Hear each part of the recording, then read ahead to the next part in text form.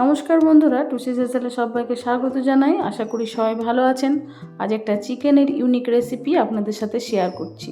একই রকমভাবে চিকেন রান্না না করে যদি এই পদ্ধতিতে একবার চিকেন বানান বন্ধুরা, তাহলে বাড়ির সবাই কিন্তু খেয়ে আপনার প্রশংসা করবে।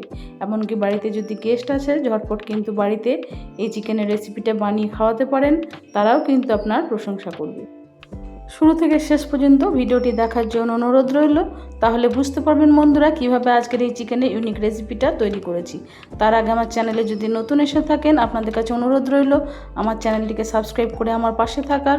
পুরনো বন্ধুরা তো আমার পাশেই আছেন, নতুন বন্ধুদের আমার পাশে থাকার অনুরোধ জানাই। 1 কিলো চিকেন আগে থেকে খুব ভালো করে জল ঝরিয়ে ধুয়ে রেখেছি। কড়াইতে দিয়ে দিয়েছি সরষের তেল। প্রথমে আলুগুলোকে একটু ভেজে নেব। যেহেতু আলু দিয়ে চিকেনটা বানাবো, চাইলে আলু ছাড়াও বানাতে পারেন। আলুগুলোকে প্রথমে তেলের মধ্যে দিয়ে একটু হাই ফ্লেমে আলুগুলোকে 1-2 মিনিট উল্টে পাল্টে দেখুন ভেজে নিয়েছি। এই রেসিপিতে মাংসর আলুগুলোকে কিন্তু খুব একটা লাল করে ভাজার কোনো প্রয়োজন নেই, একটু হালকা মতো ভাজা হলেই হয়ে যাবে। 1-2 মিনিট একটু উল্টে পাল্টে দেখুন আলুগুলোকে খুব হালকা করে ভেজে নিয়েছি। এবার ওই তেলের মধ্যেই আগে থেকে কেটে ধুয়ে রাখা চিকেন দিয়ে দিচ্ছি। চিকেনটাকে আমি খুব ভালো করে জল ঝরিয়ে নিয়েছি। দেখুন চিকেনের মধ্যে কিন্তু কোনো মশলা আমি এখানে ব্যবহার করিনি, জাস্ট জল থেকে ধুয়ে পরিষ্কার করে জল ঝরিয়ে কিন্তু কড়াইতে দিয়ে দিয়েছি। পরিমাণ মতো লবণ আর হলুদ দিলাম। লবণ হলুদটা পরে আবার ব্যবহার করব। এখন শুধুমাত্র মাংসটা ভাজার মতো লবণ হলুদটা এখানে দিয়েছি। হাই ফ্লেমে এবার মাংসটাকে উল্টে পাল্টে একটু ভাজতে হবে। এই সময় দিয়ে দিচ্ছি একটু ঝাল লঙ্কা গুঁড়ো, প্রায় 1/4 স্পুন ঝাল লঙ্কা গুঁড়ো দিয়েছি।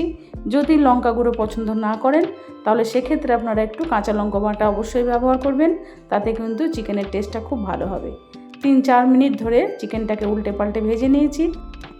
এবারে নিয়েছি দেখুন একটা গন্ধরাজ লেবু। এই লেবুর অর্ধেকটা অংশ আমি কেটে চিকেনের মধ্যে এবার দিয়ে দিচ্ছি। যেহেতু চিকেনটা আগে থেকে ম্যারিনেট করে রাখিনি, সরাসরি রান্নাতে ব্যবহার করছি, সেই জন্য এই সময় যদি একটু গন্ধরাজ লেবুর রসটা দেওয়া হয়, তাহলে চিকেনটা যেমন নরম হয়ে যাবে, সফট হবে খেতে, তেমনি কিন্তু চিকেন থেকে একটা সুন্দর গন্ধরাজ লেবুর ফ্লেভার আসবে। লেবুর রসটা দেওয়ার পরে আরও খুব ভালো করে চিকেনটাকে একবার ভেজে নিতে হবে। এভাবে যদি চিকেনটা একটু লবণ, হলুদ, লঙ্কা গুঁড়ো, লেবুর রস দিয়ে ভেজে নেওয়া হয় বন্ধুরা, চিকেনের টেস্ট কিন্তু অসাধারণ হবে। ঢাকা দিয়ে চিকেনটাকে 7-8 মিনিট একটু রান্না করে নিয়েছি। আর ঢাকা দেওয়াতে দেখুন চিকেন থেকে কিন্তু অনেকটাই পরিমাণে জল ছেড়ে এসছে। যেহেতু চিকেনটা ভাজার সময় লবণটা দিয়েছিলাম, আর অবশ্যই চিকেন ভাজার সময় একটু লবণ ব্যবহার করবেন। এতে চিকেনের মধ্যে যেমন লবণটা ঢুকে যাবে, তেমনি চিকেনের স্বাদটাও যেমন ভালো হবে। আর এইভাবে ঢাকা দিয়ে রাখলে চিকেনটা কিন্তু খুব তাড়াতাড়ি সফট হয়ে যাবে। তারপর যতক্ষণ না জলটা শুকোচ্ছে, চিকেনটাকে এরকমভাবে উল্টে পাল্টে একটু করে নাড়িয়ে যেতে হবে।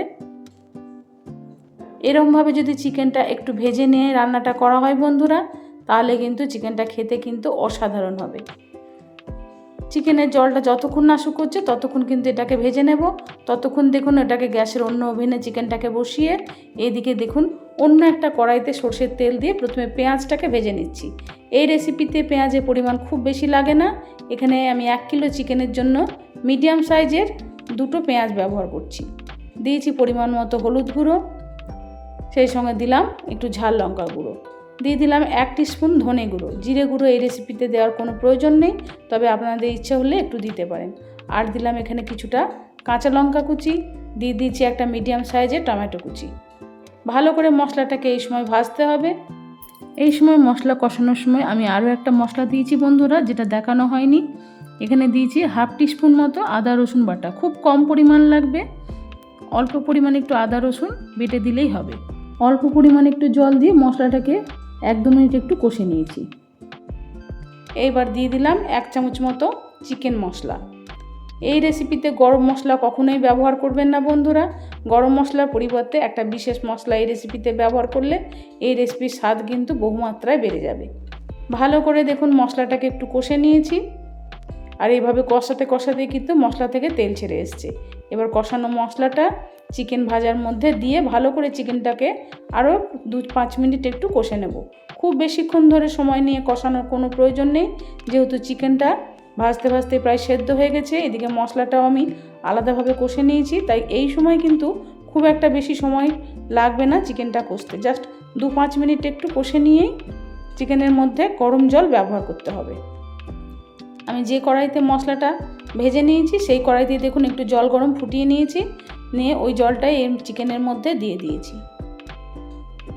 জলটা দেওয়ার পরে চিকেনটাকে এখন একটু ফুটতে দিতে হবে। খুব সহজেই রান্নাটা হয়ে যায় বন্ধুরা, কিন্তু খেতে অসাধারণ হয়। একবার এই পদ্ধতিতে চিকেন বানিয়ে খেয়ে দেখবেন, আশা করছি আপনাদের ভালো লাগবে। এবারে দিয়ে দিচ্ছি, দেখুন যতটা পরিমাণ জল দিয়েছি সেই অনুযায়ী বুঝে এখানে বাকি লবণটা এখানে দিয়ে দিয়েছি। লবণটা দেওয়ার পরে এবার চিকেনটাকে বেশ কিছুক্ষণ একটু ফুটতে দেব। আর ততক্ষণ দেখুন গ্যাসের অন্য ওভেনে একটা কড়াই বসিয়ে দিয়ে দিলাম 1 চামচ মতো পাঁচফোড়ন। পাঁচফোড়নটাকে একটু ভালো করে ড্রাই রোস্ট করে নিতে হবে। পাঁচফোড়নটা খুব ভালোভাবে দেখুন ভাজা হয়ে গেছে। এবার এটাকে তুলে নিয়ে ঠান্ডা করে এটাকে একটু শিলে গুঁড়ো করে নেব। আর এই সময় মাংসের মধ্যে দিয়ে দিলাম আরও 3-4টে একটু কাঁচা লঙ্কা। ফ্লেভারের জন্য একটু কাঁচা লঙ্কাটা যদি নামানোর আগে দেওয়া হয় বন্ধুরা, খেতে কিন্তু খুব ভালো লাগবে। চিকেন কিন্তু খুব ভালোভাবে সেদ্ধ হয়ে গেছে। এবারে নামানোর আগে দিয়ে দিচ্ছি পাঁচফোড়ন গুঁড়োটা। অবশ্যই একটু এই চিকেনের রেসিপিতে ব্যবহার করবেন বন্ধুরা, স্বাদে গন্ধে কিন্তু চিকেন অপূর্ব তৈরি হবে। এভাবে একদিন চিকেন বানিয়ে বাড়ির সবাইকে বা বাড়ির গেস্টদেরকে পরিবেশন করুন, সবাই কিন্তু আপনার প্রশংসা করবে। আজকের এই রেসিপিটি আপনাদের কেমন লাগলো অবশ্যই আমাকে কমেন্টে জানাবেন। ভালো লেগে থাকলে লাইক শেয়ারের জন্য আপনাদের কাছে অনুরোধ রইল। নিজেদের প্রিয়জন বন্ধুবান্ধবদের কাছে রেসিপিটি শেয়ার করে দিয়ে তাদের দেখার সুযোগ করে দিন। গরম গরম ভাতের সাথেও পরিবেশন করতে পারেন, আবার চাইলে গরম গরম রুটি পরোটার সাথেও এই রেসিপি পরিবেশন করতে পারবেন। এই প্রসেসে একদিন বাড়িতে বানিয়ে খেয়ে দেখুন বন্ধুরা, আশা করছি আপনাদের এই রেসিপিটা ভালো লাগবে। আজ আসি, ফিরে আসবো অন্যদিন অন্য কোনো নতুন পর্বে নতুন রেসিপির সাথে। সবাই ভালো থাকুন, নমস্কার।